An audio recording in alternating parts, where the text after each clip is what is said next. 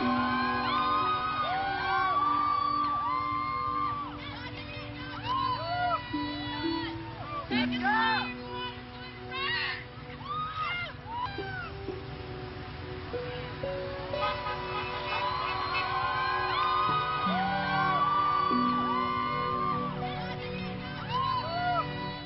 have no doubt that the district attorney will make the very best effort to proceed with the criminal case, to seek justice in this case.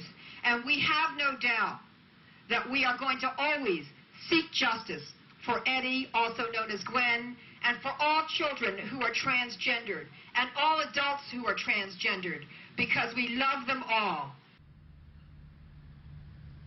Since I've been here since July 22nd, 2002, it's been now a year since I haven't seen my family.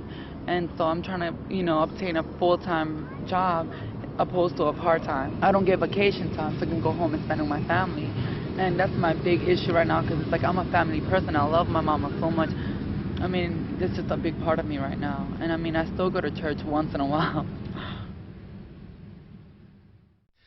To lose my kids because the backward state of Wisconsin saw me as this abomination from hell. No fit parent for any children, right? And so I lost my rights to see the kids. And it was terrible and horrible for me. There was times for a good number of years that even just the mention of it would make me break out and cry.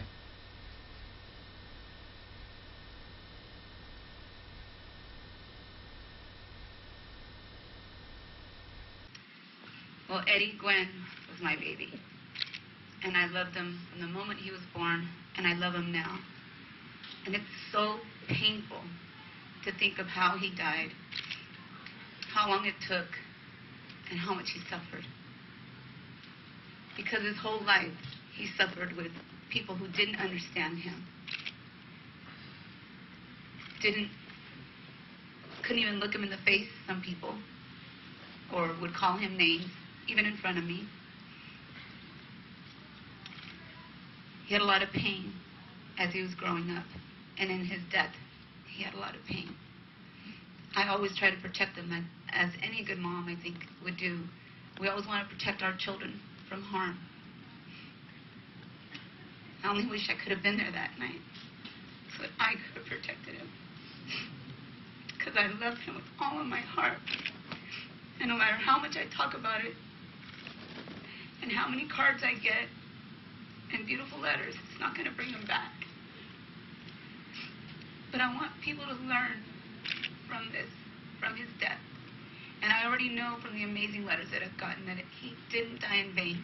There has been changes. And if you don't understand someone like Eddie Gwen, take the time to get to know her, him, and give them a chance.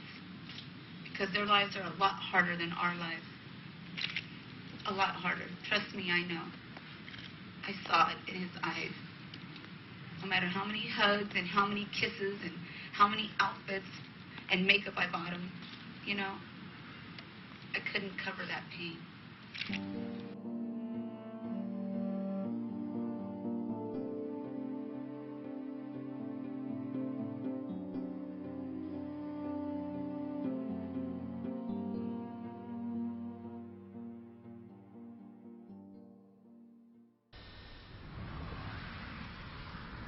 A little bit of my history. What do you mean by my history? I was born in Dominican Republic. My name is Cristina San Rodriguez. I'm a 20-year-old Latina transgender, identify as male to female. I was born biologically male, and I had to play the male role. But I never looked like, when I was younger, I still looked like a female, Some people say, well, you chose to be a transgender. I didn't choose it. It wasn't given to me. It wasn't handed down from generation to generation. Basically, it's just the way I view life. It's the way I define me.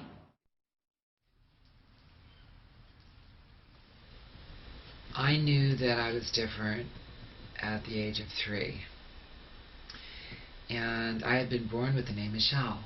It's the same name that I use now. Even my middle name which is Erin, yeah, E-R-I-N, which is a girl's name. That's the name I was born with.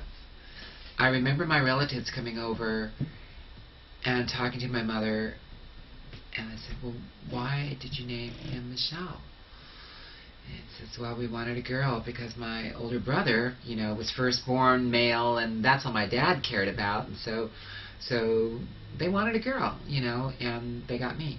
And so I went to the priest when I was in the 4th grade, and I went to him in confessional, and I told him, you know, the way I felt. And I was expecting some kind of counseling. I was expecting some kind of conviction, or that he was going to tell my parents even, you know. And instead he said, we'll say 15 Hail Marys and 10 Our Fathers and 4 acts of contrition. And that was it. Or, you know, I'm just like a little kid. I don't know what to do with these big, you know, feelings, you know, of questioning of gender and sex and preferences of things like that. You know, what do I do with that? When I was pregnant with Gwen, I had dreamed of a little girl, and I'd chosen the name Amber Rose. When she was born, she obviously was an Amber Rose and was born with a penis and was Eddie.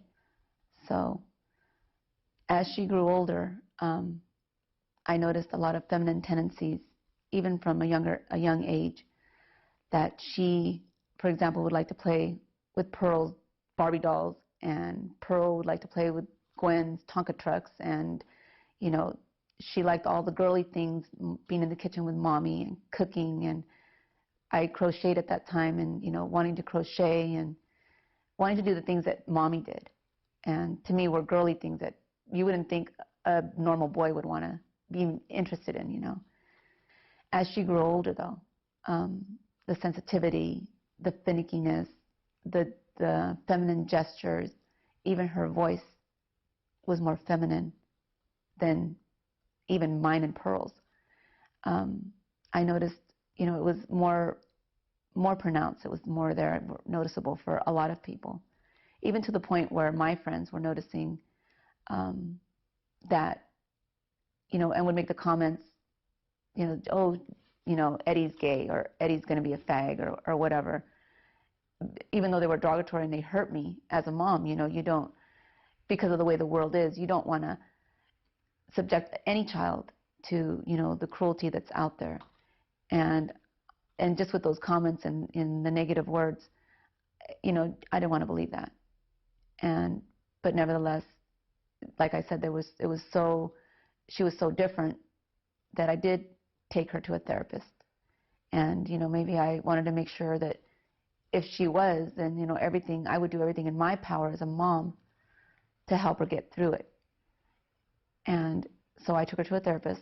The therapist said that she was surrounded by women, not to worry about it, that a lot of little boys act out, that this is very normal and natural for them to act out, and nothing becomes of it. So don't worry about it. So I didn't. But nevertheless, as she got older, you know, it became more obvious that she wasn't Eddie. And very much so was Gwen. Kids are teased across lines of difference. For children of different ability levels, different skin colors, from different class backgrounds, they often experience harassment and teasing or bullying at the hands of their peers. And many kids can go to school administrators or teachers or even to their families, and they'll receive support, you know, saying, you're okay, you're fine, these other kids are bullies, you're a good person. But many times for queer teens or transgender teens, they've been rejected at home as well. So it's not like they can run home to their parents and ask for that sort of support, much less to their school administrators or their teachers, so that they suffer to a greater extent from this sort of teasing and harassment. I only wish that I would have called her Gwen more often in her lifetime. But I'm not perfect, and I'm human, and I made a mistake. She deserved to have been Gwen from the moment she started her transition. But I didn't do that, and I've learned something. Well, this is a very joyous day for Gwen, for myself, and for my family. As you can see, her name is no longer Edward Araujo Jr., but Gwen Amber Rose Araujo. And I hope that everyone from this day forth will recognize her as Gwen and no longer Eddie or Edward. And will also refer to my daughter as Gwen and her and she, and no longer he and him and Eddie.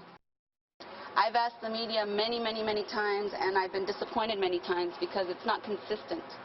And there is times that they do refer to her as Gwen and she, and then there's, within that same report or that same interview, the anchor or journalist will slip up and say he or Eddie or him.